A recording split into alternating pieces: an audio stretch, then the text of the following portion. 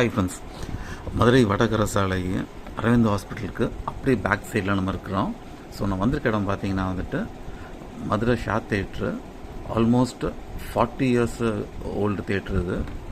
2 theatre, Shah, ஹஜிரான் 2 theatre இருக்கும்.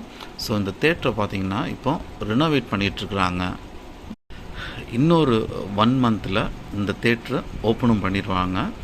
மதுரையில் first time RXL with laser, அதாவது RGB லேசரோட